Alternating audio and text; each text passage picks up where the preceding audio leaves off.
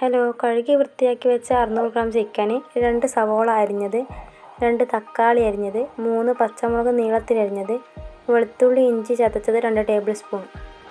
ഇനി ഫ്ലെയിം ഓണാക്കി കുക്കർ വെക്കാം. 2 ടേബിൾ സ്പൂൺ വെളിച്ചെണ്ണ ഒഴിച്ചു കൊടുക്കാം.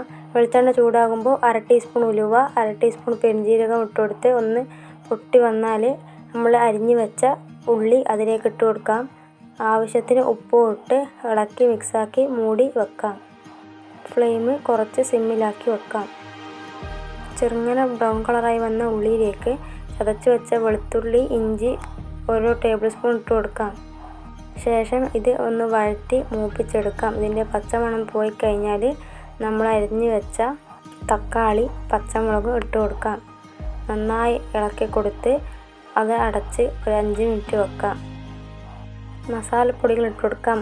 3/4 ടീസ്പൂൺ മഞ്ഞൾപ്പൊടി, 1 ടീസ്പൂൺ മുളക് പൊടി, 2 ടീസ്പൂൺ മല്ലിപ്പൊടി, 1 ടീസ്പൂൺ ഗരം മസാല, 1 ടീസ്പൂൺ കുരുമുളക് പൊടി. മസാലപ്പൊടികളെല്ലാം ഇളക്കി മിക്സാക്കി മൂപ്പിച്ച് എടുക്കാം. കഴുകി വൃത്തിയാക്കി വെച്ച ചിക്കൻ അതിലേക്ക് ഇട്ട് കൊടുക്കാം. ഗ്രേവിക്ക് ആവശ്യമായ അളവിൽ വെള്ളം ഒഴിച്ചു കൊടുക്കാം. കറിവേപ്പില ഇട്ട് കൊടുക്കാം. ഉപ്പ് എല്ലാം ആവശ്യത്തിനുണ്ടോ എന്ന് പരിശോധിച്ച് അടച്ചു വെക്കാം.